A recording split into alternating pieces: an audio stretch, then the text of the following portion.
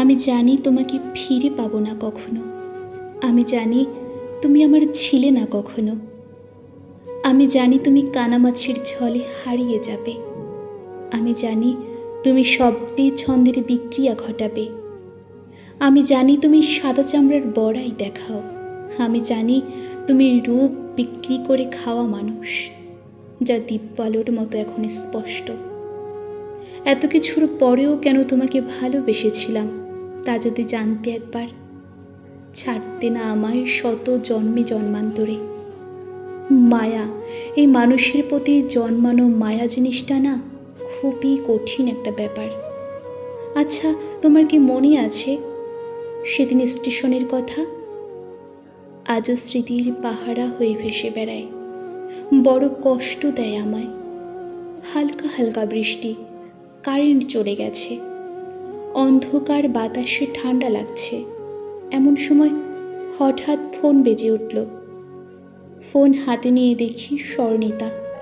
আমি হ্যালো বলার সাথে সাথে ওপাশ থেকে বলে উঠল, এখনই স্টেশনে যেতে হবে, মামার নাকি বড় অসুখ, রাজশাহী শহরে মামার কাছে যেতে হবে। আমি শুধু ছাতাটা নিয়ে বের হলাম স্বর্ণিতাকে স্টেশনে পৌঁছাতে। কিছু সময় পর স্টেশনে পৌঁছে স্বর্ণিতাকে উঠিয়ে দিলাম ট্রেনে। আমি বাড়ি ফিরে এসে বসে আছি। 1 ঘন্টা পর স্বর্ণিতার ফোন। আমি বলতে যাব, এখন তুমি কোথায়? এমন সময় স্বর্ণিতা বলে উঠল, আমাকে ক্ষমা করে দিও। আমি হ্যালো হ্যালো বলতেই ফোন কেটে গেল। এরপর যতই চেষ্টা করছি কল যাচ্ছে না, ফোন বন্ধ। ছুটে গেলাম স্বর্ণিতার বাড়ি। শুনতে পেলাম তার প্রেমিকেরই সাথে ভেগেছে। একথা একমাত্র স্বর্ণিতার ভাবি জানে। ছেলে মামাতো ভাই, পুলিশ। আমার মাথার উপর আকাশ ভেঙে পড়ল। তাহলে তাহলে আমি কে?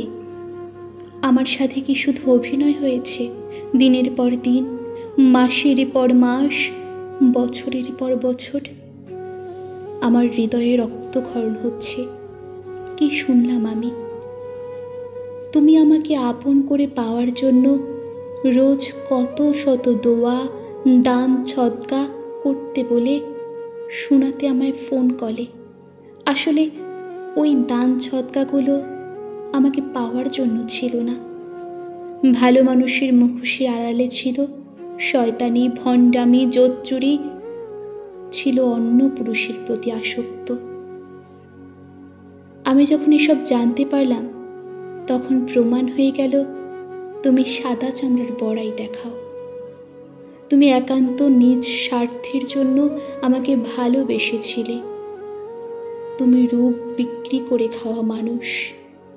আমার কাছে স্পষ্ট হয়ে গেছে, তুমি সাদা চামড়ার বড়াই দেখাও, তুমি রূপ বিক্রি করে খাওয়া মানুষ। স্বর্ণিতা, তোমার প্রতি মায়া জিনিসটাই কাটিয়ে উঠলে কেউ আর ভ্রুক্ষেপও করবে না।